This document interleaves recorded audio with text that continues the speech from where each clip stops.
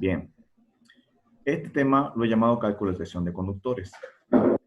El objetivo de este tema, el objetivo de este, es poder definir la sección de conductor adecuada para la instalación de un motor.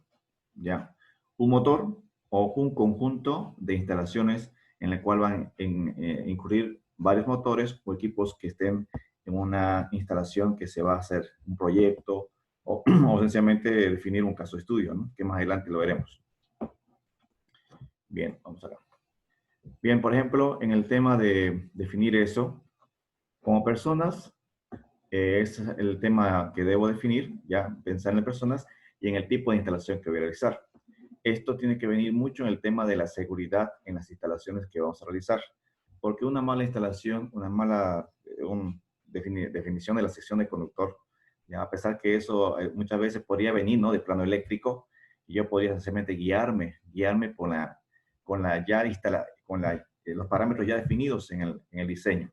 Pero a veces me toca a mí hacer el diseño, que ya tengo que definir con mis propios datos, ¿no?, para poder garantizar la seguridad de las personas y de la instalación. Entre ellos voy a hacer un diseño, una ejecución, un mantenimiento y posterior uso del mismo. Para evitar esto, ¿no? Bueno, estos son algunos accidentes básicos que son por problemas ya sea de aterramiento o conductores, o sencillamente conductor eléctrico desgastado, ¿no? O sea, deteriorado. Este caso podríamos reflejar, aquí vamos a ver esta parte, ¿ya? De acá, este punto aquí, con otro color. Este punto de aquí, podríamos definirlo, digamos, sencillamente en un motor, ya un motor eléctrico, un equipo. Supongamos que tengo un motor eléctrico, un motor cualquiera, ya, en el cual voy a llegar con tres conductores, con tres, ya sea tres líneas, sea el RCT, las tres fases, o sencillamente sea monofásica, ¿no?, la instalación, o depende de qué tipo de carga va a tener, genérica o motor. Ahora, cuando uno le hace el mantenimiento preventivo o correctivo de todo que es el cableado eléctrico, como también del motor, desarmando, cambiando lo que son rodamientos, ya sea mantenimiento de chumaceras, depende del tipo de equipo, ¿no? Retenes y el cambio de bombas y demás. Entonces, yo voy a definir aparte, voy a ver este tema, el cableado eléctrico. Supongamos que el motor me causa, aparte de lo que es el mantenimiento, el motor de vez en cuando me causa problemas que se apaga, ¿no? Entonces podría yo empezar a testear el tema del cableado. El cableado es muy importante, definir la sección del conductor, porque eso me va a garantizar que el motor trabaje sin inconvenientes cuando desarrolle un trabajo, ¿ya?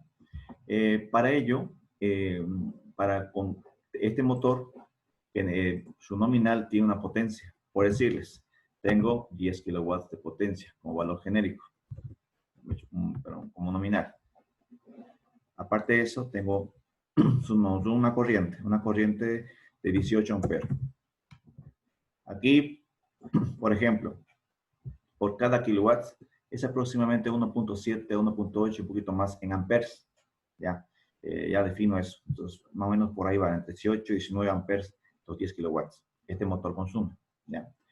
Fuera de eso, no olvidemos que aparte de estas consideraciones, yo podría calcular un motor con estos datos, ya, con esta información que tengo aquí, que es la nominal del motor. Pero por seguridad se han establecido normas para hacer este tipo de instalaciones y consideraciones, porque yo no puedo colocar esta potencia como principal, no lo puedo hacer, ya. Tengo que tomar una referencia que debe ser una tolerancia que me está establecida como norma. Y por esa razón les he pedido a ustedes que me vean la norma BT-19, ¿no? 19, donde si lo han leído, en este caso habrán visto que hay unas consideraciones en las instalaciones eléctricas, sobre todo en equipos motores, en equipos de instalación de iluminación, donde aplica no simplemente al tema industrial, sino igualmente aplica al tema domiciliario. Ya es general el tema de la propuesta de la norma. Bueno, vamos a seguir acá y vamos a continuar. Bueno, para empezar, vamos a empezar con lo principal, el cableado eléctrico, ¿no? Para empezar a hacer el tipo de instalaciones, necesito saber qué tipo de material voy a usar, ¿no? No puedo usar cualquier material. No puedo decir, ah, bueno, me voy a la tienda, me compro un cablecito marca Pirelli y ya, con eso garantiza mi instalación. No. ¿Ya? O brasilero, ah, yo sé que el brasilero es bueno. No puedo basarme con esa información. Aún no tengo la información completa. Está bien, serán marcas buenas, ¿no? Tendrán sus consideraciones, pero ¿qué les garantiza que ese cableado en el futuro, de acuerdo a qué tipo de carga tenga, no va a tener problemas, ¿no? Entonces, para eso, yo debo preguntar, aparte, otra información. Tipo de cable. Por ejemplo, entre ellos está este tipo de cable, que se llama cable tipo XLP. ¿Ya?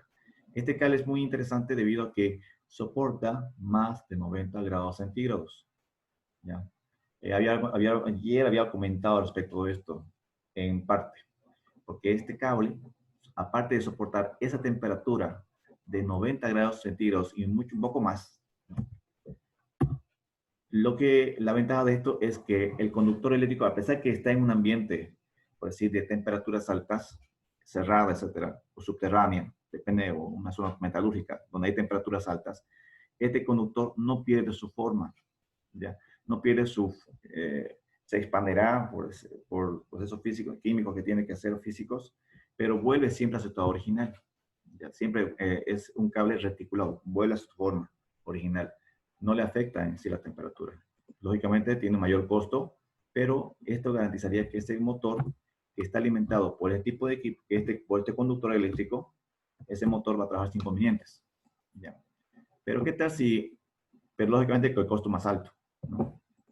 Y si yo tengo que trabajar en una intemperie, por decir, en la empresa, hacer un cable eléctrico, una cinta transportadora, o sencillamente hacer una estación, una bombita, o un motor, un aireador, etc. Entonces, hay otro tipo de cable que vamos a hacer más adelante. ¿Ya? No puedo comprar un XLP para ese motor. No hay por qué, ¿no? Nosotros no estamos a temperaturas arriba de 60 grados, porque el otro cable que se va a utilizar soporta 60 grados centígrados. Entonces basta para utilizarlo y es más barato, ¿no? Entonces, eso se considera aquí.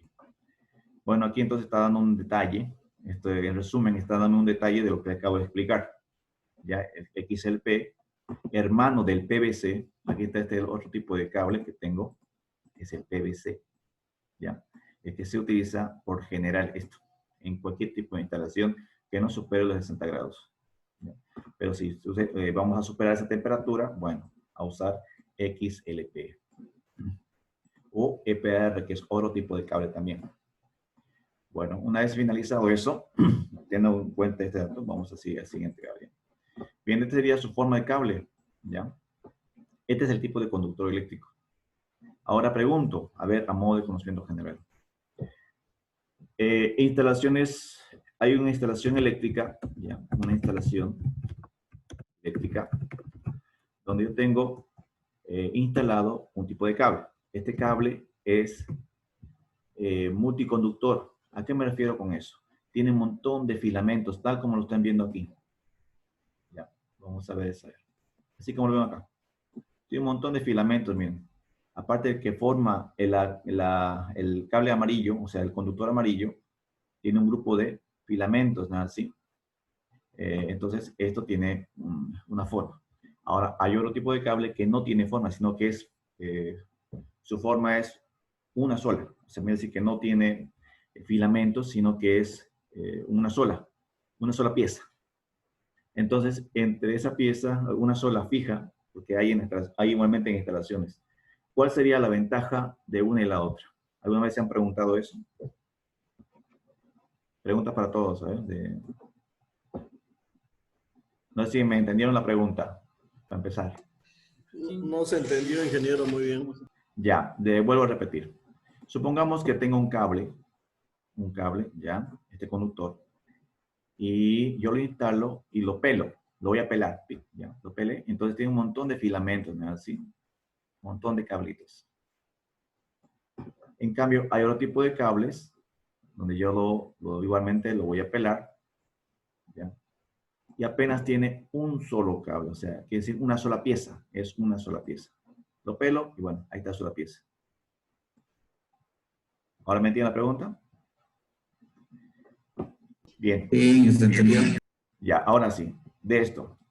¿Cuál es la diferencia entre usar este tipo de cable y este tipo de cable? Porque uno La flexibilidad es una. Excelente, muy bien. Primer punto. Otro. ¿Qué más podría ser? El precio del multifilar es más caro que el unifilar. Ya, muy bien, excelente. Otro es el precio. Bien, ustedes en el trabajo que realizan, más que todo lo que realizan en el trabajo laboral, en el día que están trabajando en esta área o algo similar, ¿qué tipo de cable han visto más? ¿El primero o el segundo?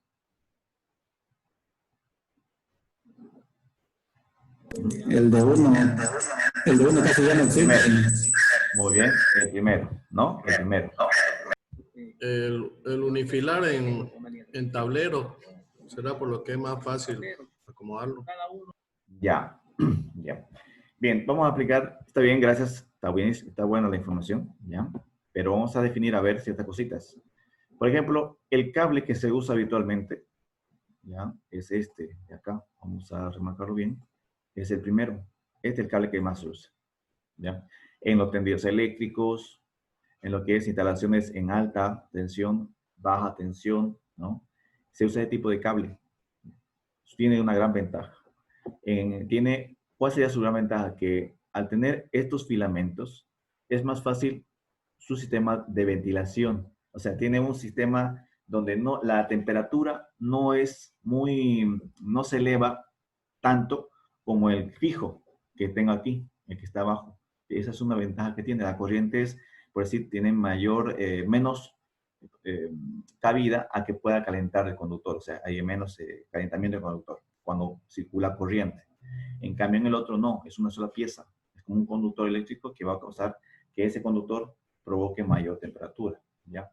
Porque no hay cómo se disipe el calor. En cambio, otros están separados. Entonces, hay ciertas, como decir, que cada uno tiene su propio aporte, ¿no? Su separación ayuda a que haya una cierta sistema de ventilación, por decirlo así, ¿ya? Una cierta separación que provoca menos que la corriente no provoque ese calentamiento como lo hace con cualquier conductor, dependiendo de qué tipo de instalación sea. ¿Ya? Bueno, esa sería una preguntita que les quería hacer. Ahora, el conductor eléctrico tiene esta cobertura, toda esta protección. ¿Ya? Lógicamente que yo, al usar este conductor eléctrico, esto se me ha, digamos que yo instalé un tipo de cable PVC. Le dije que el PVC soporta menos temperatura. Y lo coloco en una zona metalúrgica, que es donde hay alta temperatura. Entonces, yo no voy a darme cuenta que esto se ha deteriorado. Este cable llamado Cordoplas o engomado, ustedes lo van a encontrar con el nombre Cordoplas, permite proteger que no le afecte ya sea la humedad, no le afecte a los ambientes externos, no provoquen problemas en el conductor. Pero internamente el conductor ya se ha derretido, o sea, se ha empezado a unir las piezas, a deformarse si es un tipo PVC y que trabaja a temperaturas. Ese es su comportamiento. Y si yo lo agarro el cable y lo empiezo a mover, ya no tiene esa flexibilidad, sino que está duro, se endurece. Entonces, eso va a provocar a la larga que va a provocar que un cortocircuito, ¿ya? Problemas en una instalación, para empezar. Entonces, pero eso sería el tema del cableado. En este caso, el XPLE tendría esta forma. Con el EPR es otro tipo de cable que tiene las mismas características que el XLPE, ¿ya? Solo que tiene tiene, por decir, otras consideraciones en el tipo de instalación que yo puedo encontrar multiconductor y también puedo colocar tipo coaxial de esta forma, ¿ya? Tiene mayor aislamiento térmico, ¿no? Este es el tema de reticulación. Reticulación se refiere a que a pesar que la temperatura aumenta, el material podría deformarse por tal motivo, pero esta conformación que tiene material por lo que está hecho el cable va a provocar que vuelva siempre a su estado original y no se deforme. A eso se llama reticulado, ¿ya? Reticulación.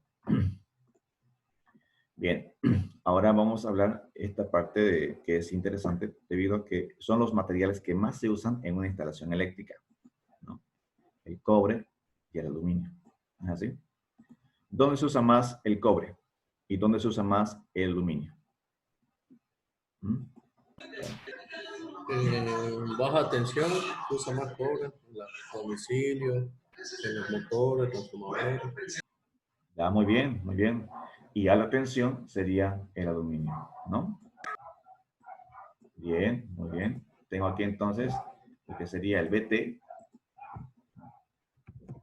Tendría el BT, baja tensión, y lo que tendría aquí, AT, alta tensión, ¿no? Bien, fuera de eso. Claro que la línea de CRE en baja tensión es puro aluminio. Así es, sí, sí.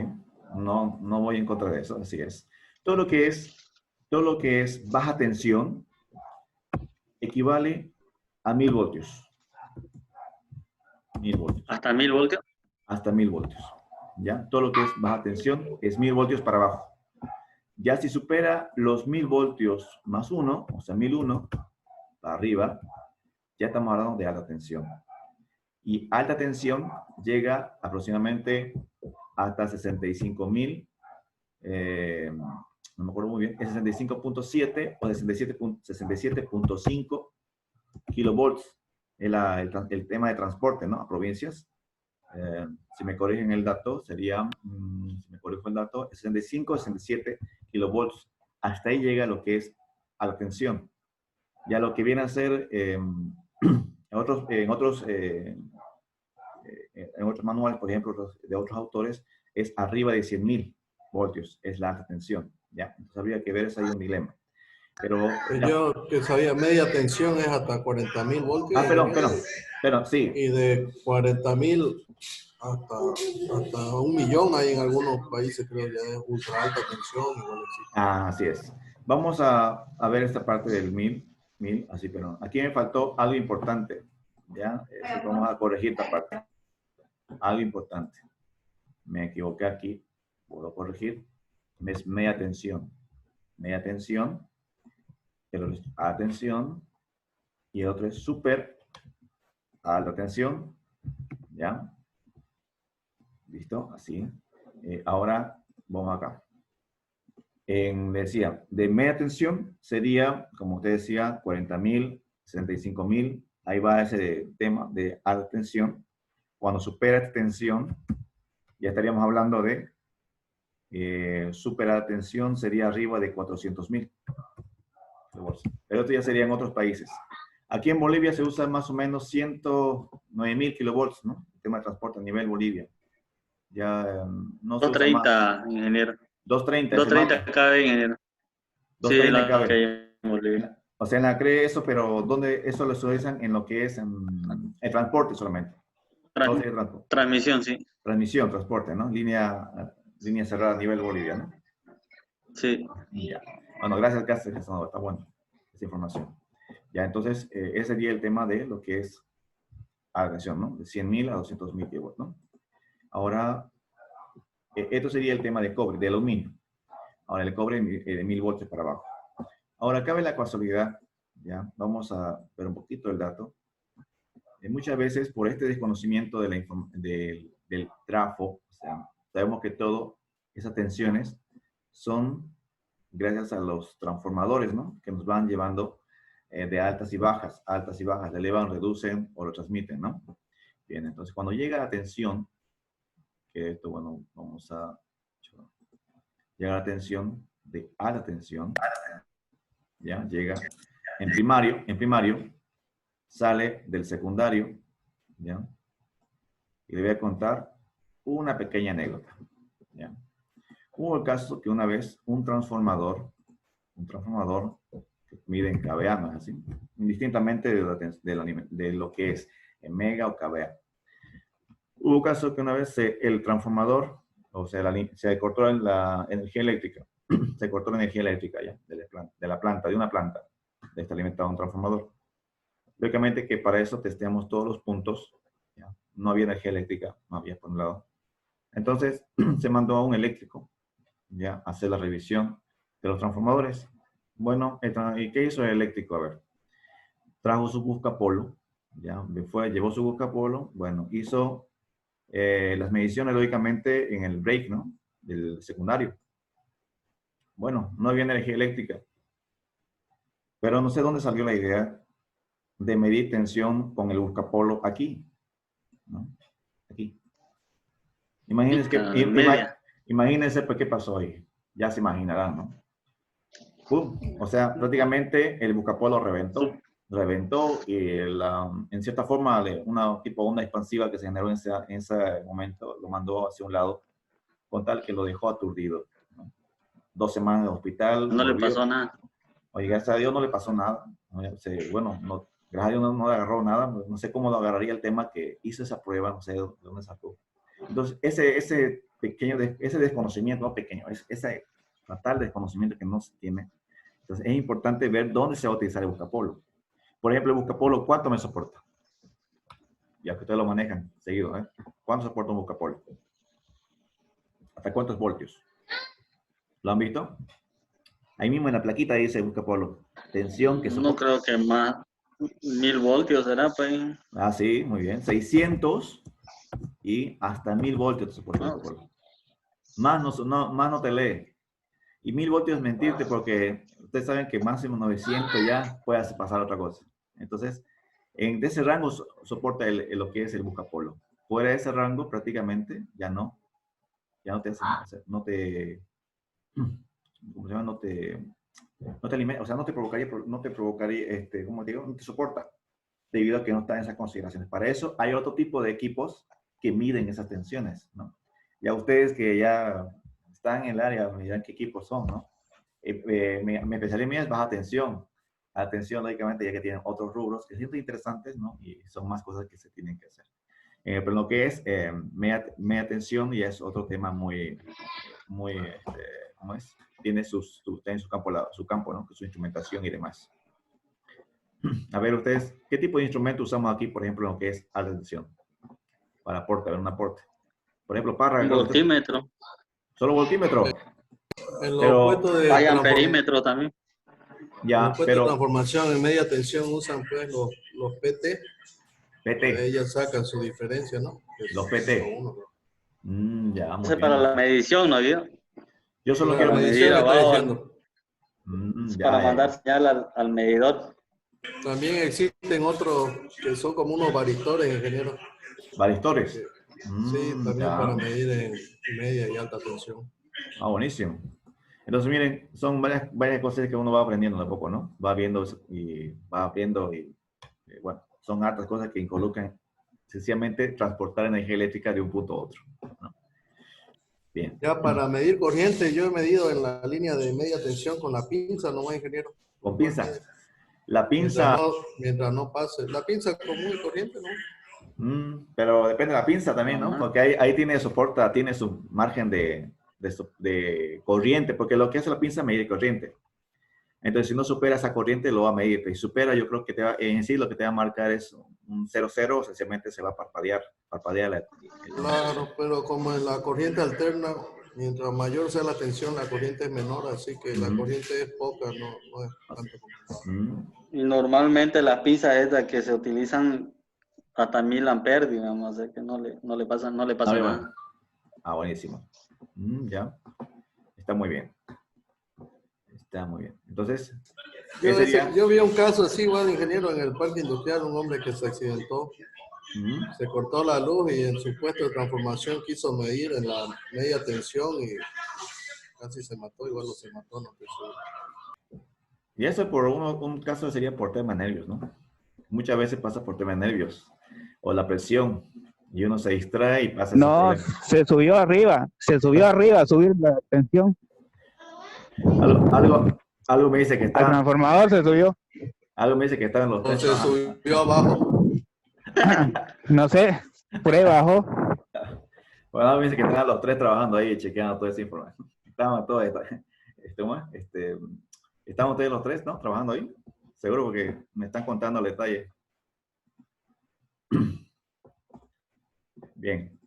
Ahora... El estado anímico igual influye en eso, ingeniero, en el tema de cuando uno trabaja con tensión, con corriente, porque hay un caso de un colega nuestro, igual que se fueron a medir a un puesto de medición y cómo tanto serían los problemas que tenía el hombre que iban a medirle con la pinza tensión y en vez de poner a los bushing de baja, lo acercó al bushing de media tensión y más bien que antes, por inducción creo que fue, reventó la pinza, el tester en la mano del otro colega.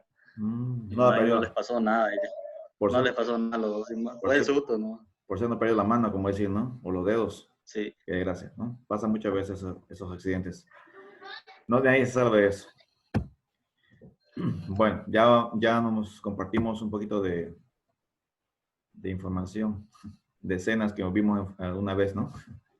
Bueno, aquí esta parte de los conductores, este es un ejemplo, por ejemplo, de cómo calcular, pero esto lo vamos a ver con un programita llamado Prismy Tools. ¿Se acuerdan, no? El programita que les mostré anteriormente, donde yo puedo calcular directamente con la aplicación, ingreso los datos que me indican, ya sea la potencia, el factor de potencia, o ya sea la potencia activa, aparente, etcétera, lo que yo requiero, y puedo calcular directamente y me obtiene el dato. Esto lo vamos a verlo más al final, Bueno, fuera de esa información, fuera de eso, aquí aparte de lo que es el conductor eléctrico, esta fórmula de aquí, habíamos hablado algo el día de ayer. Y bueno, voy a poner esta formulita. ¿Qué es esta fórmula? Bueno, esta fórmula me permite calcular la resistividad de acuerdo a la temperatura. ¿Ya? Ayer yo había comentado que la temperatura ambiente, ¿ya? De un conductor, cuando te calculas la resistividad, cualquier manual te va a decir 0.0172. Es la resistividad del conductor de cobre. O sea, este es la resistividad del cobre. Pero esta resistividad es únicamente a 20 grados centígrados. ¿Ya? Entonces no aplica cuando tengas que calcular a 50, 60, 70 o ambientes donde tú vas a trabajar o ustedes van a ir a trabajar. Entonces para eso se calcula toda esta resistividad, o sea, se calcula la temperatura. Esta sería mi temperatura a la cual quiero yo calcular. Por ejemplo, aquí tengo una temperatura de 90 grados centígrados. Bueno, aquí hay un pequeño rosito. En vez de 40 es 90 por si acaso acá, ¿ya? Este aquí un pequeño rosito. Esto es 90 por si acaso. ¿Ya? 90. Ya. Aquí un ejemplo de cómo calcular. Bien, por ejemplo, aquí en la parte de izquierda hay una tablita de orientación que es la resistividad específica a 20 grados centígrados de algunos materiales. Esta es una forma de referencia. Estos 20 grados es una referencia de cambio de temperatura de cualquier material. Aquí, por ejemplo, me interesa el cobre porque estoy haciendo instalaciones en baja tensión. ¿Ya? Y lo que es la resistividad específica del cobre es 0.0040. Este es mi valor. Entonces, el cual voy a utilizar para este cálculo. ¿Ya? Solamente vamos a usar eso, el cobre. A no ser que les pida de aluminio, ¿no? El aluminio está bajito ya. A no ser que sea este, ¿no? Pero no, realmente no vamos a usar mucho eso. Es más el cobre. Para eso yo defino la temperatura a la cual quiero llegar. Mi referencia son 20 grados centígrados que están indicándose aquí. Esta es mi referencia, 20 grados. La coloco. Este valor 1 es un constante, más este valor también es una referencia de mi dato de lo que es resistividad específica. Esta es mi resistividad específica, está aquí indicada en la parte izquierda. 90 grados es a la cual estoy haciendo referencia. Si a 20 grados es 0.172 o 0.8, redondeándolo en el peor de los casos, ¿a cuánto será 90 grados? Entonces hago esta operación. ¿Ya? Reemplazando mis valores, tanto la resistividad a 20 grados centígrados, que es 0.178, por 1, por la resistividad específica de 70. 70 es la diferencia de estos dos, por si acaso, 90 menos 20. Tendría, haciendo la operación, multiplicación y sumas, tendría esta nueva resistividad a esa temperatura. Entonces, con esto llego a la conclusión de que a mayor temperatura, mayor resistividad. Aquí ya se puede comprobar con esta fórmula. Entonces, esta fórmula es la que utilizaría para mis cálculos, ¿ya? Para poder calcular. Porque ¿se acuerdan la fórmula? ¿Cuál es, no? Porque yo sé que un conductor eléctrico sencillamente es un conductor que va, ya sea de cualquier sección, pero este conductor va a ser una línea. Vamos a ver acá. Aquí tengo, supongo que es un conductor cualquiera, que este conductor eléctrico, donde yo voy a calcular la resistividad nueva. Resistencia es igual a la resistividad, ¿no? Esa P va a ser resistividad sobre, ¿qué era acá? Longitud, ¿no? Sobre la sección. la sección que yo estoy colocando, ¿no? Que yo tengo, que estoy definiendo aproximadamente, si sé ese dato. Si no, tendré que sacar esa información, ¿no? Tendría que calcular esa información. Igualmente lo vamos a hacer, calcular la sección del conductor, que es el objetivo principal de esta parte. Bien, entonces tendría esta parte, bien, está conformado de esta formulita. Resistencia. Y básicamente aquí está la resistividad que mencionaba, ¿no? La resistividad. Y este valor va a ingresar ahí. Esta resistividad que tengo aquí es la que va a ingresar ahí, ¿no? Y ahora toda esta información acá, ¿no? Entonces, con este nuevo dato, yo calcularé mi resistividad del material. Y ahí en ese material voy a considerar la longitud, ¿no? La longitud y la sección del conductor, en base a la resistividad que tengo. Y aquí, lógicamente, va a ser un poquito más grueso el material. Si me tocaba una sección de 10 milímetros, bueno, me va a tocar una sección de, por decir, de 16 milímetros, o más grande, o más pequeñita, pudiera ser de una sección de 7, bueno, podría ser de una sección comercial, ¿cuánto sería? 6 milímetros cuadrados. Y si tengo dudas sobre eso, bueno, me hago una tabla de cables comerciales, ¿no? Que empiece desde abajo, de 0.7 milímetros, 1 milímetro, 1.5, 2.5, y así va incrementando, 4 milímetros, 6 milímetros, y va incrementando, 10, etc. ¿no? Y cada valor, cada sección tiene su amperaje que soporta. ¿Bien? Eso vamos a verlo más adelante cuando ya hagamos ejercicios con cálculo de sección de conductores. Bueno, hasta aquí, ¿alguna preguntita? ¿Se entiende esta parte? ¿Está fácil? Solamente estamos aplicando y reemplazando con esta fórmula, definiendo así la nueva resistividad de acuerdo a la temperatura, ¿no? ¿Se entiende este ejemplo, no? ¿Se entiende, ingeniero? Bueno, ya. Bien, vamos a seguir entonces. Aquí vamos a hacer un pequeño ejemplo, ¿ya? Un ejemplo de cálculo de intensidad del motor. ¿Ya? Pero esto es de cómo calcular, por ejemplo, la sección del conductor, en base a una pequeña fórmula que vamos a ver más adelante. Esto no quiero colocarlo aquí porque tengo otra diapositiva donde lo voy a mostrar a detalle antes de hacer estos ejercicios. Esta fórmula sí ya la hemos usado, así que yo creo que se dan cuenta. Ya se dan cuenta cómo calcular esto y cómo calcular la corriente. ¿Ya? Pero aquí hay ciertos parámetros los cuales aún no hemos visto, que es esto, ¿no? Este valor aquí. 1.25, ¿qué es esto? Entonces, para que no haya dudas, en un momento vamos a usar otra diapositiva donde me va a mostrar información de dónde sacó este 1.25. ¿Qué significa ese 1.25? ¿Por qué utilizarlo? ¿No? Entonces, esto vamos a verlo un poquito más adelante. ¿Ya? Vamos a seguir con el siguiente. Este no, y aquí. Bien, aquí por ejemplo, es un ejemplo sencillo, ¿ya? Debo considerar lo siguiente. Un ejemplo. Díceme que dice calcular CDT, que es caída de tensión, ¿ya? La caída de tensión en la norma, todo lo que es iluminación, si no leí ustedes, iluminación, se representa con el 3%, ¿no? El 3% como caída de tensión. Todo lo que es carga, en este caso está en el grupo de motores, se considera un 5%. Pero ojo que con esto viene una pequeña separación, ¿no? Acometida y CCM, lo que vimos el día de ayer, donde una vez que ingresa a la acometida hay un 1%, en el caso de iluminación hay un 1%, y de la CCM a la carga, que es iluminación, es un 2%, y eso sumaría el 3%, ¿no? A no ser que esencialmente venga únicamente la alimentación directamente desde la CCM, y yo consideraría CCM, me considero el 1% o 2% de caída de tensión. Y eso depende de cómo se va a realizar la consideración del cableado que ustedes van a utilizar, si van a subdimensionar un poquito más. Bien, aquí entonces llegamos con este ejemplito. Tengo esta instalación monofásica que alimenta este motor, digamos, una línea monofásica que alimenta un receptor de 1 kilowatt, o sea, 1000 voltios. La línea mide 20 metros. Ya aquí está el receptor y esta línea 20 metros. Entonces voy a considerar que el cable está formado por un conductor de cobre, como es 1000 voltios, ¿no? Es tipo XLP. Entonces, ¿qué tipo de cable? Que soporta unas temperaturas altas de trabajo, ¿no?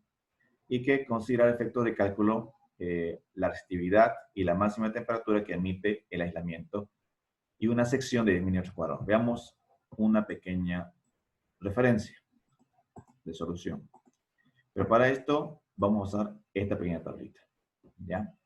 Esta tabla, lo que me hace a mí, sencillamente, es establecer primeramente la resistividad del material según la temperatura. Tengo que considerar eso. Primero debo que considerar, calcular la temperatura ambiente a la cual va a estar sujeto mi instalación eléctrica. Entonces, aquí me está una tablita de referencia que podría ser 1 por lo que es, usando esta tablita, los cálculos de la sección de conductor por la temperatura, o otra forma que sería por la conductividad. ¿Ya? Hay dos formas, conductividad y resistividad. Eso vamos a verlo igualmente ahora en un momento. Bien, por lo pronto, ahorita vamos a hacer una pequeña pausa. Ahí le voy a mandar un nuevo link, por favor, en 5 minutos. ¿Está bien, jóvenes? Antes que se vaya a cortar la conexión. Y continuar con estos ejemplos que vamos a ver ahora, ¿verdad? Les mando el link un momento, por favor. ¿Ya? Ya dije. ¿Listo? Ya, chao, chao. Enseguida nos vemos. Chao, chao.